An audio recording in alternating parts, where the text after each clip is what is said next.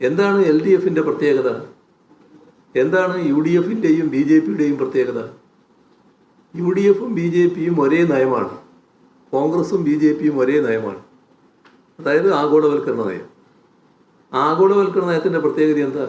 കോർപ്പറേറ്റുകളെയാണ് സഹായിക്കുക, കോർപ്പറേറ്റുകൾക്കാണ് പിന്തുണ, സമ്പന്നരെ അതിസമ്പന്നരാക്കുകയാണ്. L D F ആഗോളവൽക്കരണ നയമല്ല, ജനപക്ഷത്താണ് നിൽക്കുന്നത്, പാവപ്പെട്ടവരുമാണ് പ്രതിബദ്ധത. അതിൻ്റെ ഭാഗമായല്ലേ ഈ കാര്യം ആലോചിക്കാൻ കഴിഞ്ഞത്. നമ്മുടെ രാജ്യത്ത് നമ്മളെക്കാളും നല്ല സാമ്പത്തിക ശേഷിയുള്ള സംസ്ഥാനങ്ങളില്ലേ? ഏതെങ്കിലും സംസ്ഥാനത്ത് ഇത് ആലോചിക്കാൻ കഴിഞ്ഞോ? കേരളം അതിദാരിദ്ര്യമുക്തമായി എന്ന് പ്രഖ്യാപിച്ചതിന് ശേഷം കേരളം ഇങ്ങനെ ആയിട്ടുണ്ടല്ലോ, ഞങ്ങളും നോക്കട്ടെ എന്ന് ആരെങ്കിലും ചിന്തിച്ചോ? ഏതെങ്കിലും സംസ്ഥാനം നോക്കിയോ? അവിടെയാണ് വ്യത്യാസം. അതാണ് എൽ ഡി എഫിൻ്റെ പ്രത്യേകത. ആ പ്രത്യേകത ജനങ്ങൾ നല്ലതുപോലെ മനസ്സിലാക്കുന്നുണ്ട്.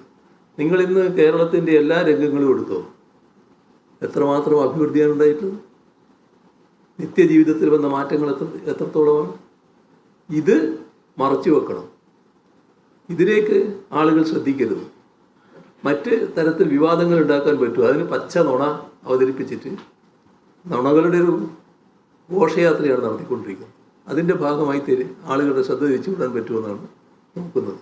പക്ഷേ അതൊന്നും ജനങ്ങളെ യേശില്ല. ജനങ്ങൾ അവരുടെ ജീവിതാനുഭവത്തിൻ്റെ അടിസ്ഥാനത്തിൽ തന്നെയാണ് തീരുമാനങ്ങൾ എടുക്കുക എന്നുള്ളത് നമ്മൾ കാണും. സോഫ്റ്റ്വെയർ തട്ടിപ്പ് ആരോപണം കൂടി ഉന്നയിക്കുന്നുണ്ട്. അതായത് ദിലേശ് സംഘത്തിന് സോഫ്റ്റ്വെയർ, ഈ സഹകരണ ബാങ്കുകളുടെ ഏകോപിപ്പിക്കുന്ന സോഫ്റ്റ്വെയറിന് ടെൻഡർ നൽകി അത് ഉയർന്ന വിലക്കാണെന്നൊക്കെയാണ് ആരോപണം. ഈ എല്ലാ സംഗതികൾക്കും മറുപടി പറയാൻ പുറപ്പെട്ടാൽ അത് അവരുടെ ഒരു അജണ്ട നടപ്പാകലാവും. കാരണം ഇല്ലാത്തൊരു കാര്യം ഉന്നയിക്കുക, അങ്ങനെ ഉന്നയിച്ചിട്ട് അതിനകത്ത് എൽ ഡി എഫിനെ കുടുക്കിയിടുക. എൽ ഡി എഫ് നാടിൻ്റെ വികസനത്തെപ്പറ്റി പറയാതിരിക്കുക. നാടിൻ്റെ വികസനത്തെപ്പറ്റി പറയുന്നത് ഇവർക്ക് പ്രയാസം സൃഷ്ടിക്കും എന്നാണ് അവർ കാണുന്നത്. അതിനു വേണ്ടിയുള്ള ചില കുതന്ത്രങ്ങളാണ് ഇപ്പോൾ പ്രയോഗിച്ചുകൊണ്ടിരിക്കുന്നത്. എല്ലാ കാര്യത്തിലും നമ്മുടെ രമേശ് ചെന്നിത്തല ചിലരോട് മത്സരിച്ചുകൊണ്ടിരിക്കുന്ന കാലമാണ്. അങ്ങനെ മത്സരിച്ചുകൊണ്ടിരിക്കുന്ന ഈ അഴിമതി കാര്യങ്ങൾ ഉന്നയിച്ച് അത് നുണ എന്ന രീതിയിൽ നല്ല രീതിയിൽ കെട്ടിച്ചമച്ച് ഉന്നയിക്കുക, അതിലും മത്സരിച്ചുകൊണ്ടിരിക്കുക. പക്ഷെ ഇവർക്കൊക്കെ ഉള്ളൊരു ഗുണം കണ്ടാലും കൊണ്ടാലും പഠിക്കില്ല എന്നുള്ളത്. നമ്മുടെ ഹൈക്കോടതിയുടെ ഭാഗത്തു നിന്ന് എത്ര നിശിതമായ വിമർശനമാണ് ഇവർക്ക് നേരിടേണ്ടി വന്നത്. നിങ്ങൾ എന്തിനാണ് ഹൈക്കോടതിയിലേക്ക് വരുന്നതെന്ന് തന്നെ ചോദിച്ചില്ലേ? ചീഫ് പോപ്പുലാരിറ്റിക്ക് വേണ്ടി വരുന്നതല്ലേ എന്ന് ചോദിക്കുന്ന നിലയുണ്ടായില്ലേ? ഉത്തരവാദപ്പെട്ട രാഷ്ട്രീയ നേതാവിന് ലഭിച്ച ഏറ്റവും കടുത്ത വിമർശനമായിരുന്നില്ലേ? ഇവിടെ നമ്മൾ കാണേണ്ടത് 4415 സഹകരണ സ്ഥാപനങ്ങളാണ്. അവയിൽ പൊതുവായ സോഫ്റ്റ്വെയർ നടപ്പാക്കും. അത് നേരത്തെ ആലോചിച്ചുകൊണ്ടിരിക്കുന്ന കാര്യമാണ്. അതിനായി 2021 ടെൻഡർ, ആ ടെൻഡർ അനുസരിച്ച് 206 കോടി രൂപക്ക് ടാറ്റ കൺസൾട്ടൻസി സർവീസസിന് ലെറ്റർ ഓഫ് ഇൻറ്റൻറ്റ് നൽകി. പക്ഷേ 2024 ഒക്ടോബറിൽ അവർ ഏകപക്ഷീയമായി പിന്മാറി. ഇത് ഒന്നുകൂടി ശ്രദ്ധിച്ചോളി. 2024 അവർ പിൻവാങ്ങുന്നത്. 2021 ടെൻഡർ.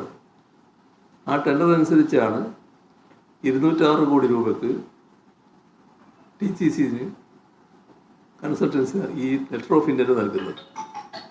അവർ പിന്മാറിയതിനെ തുടർന്ന് 2025 മാർച്ചിൽ ചീഫ് സെക്രട്ടറിയുടെ അധ്യക്ഷതയിൽ ചേർന്ന യോഗം,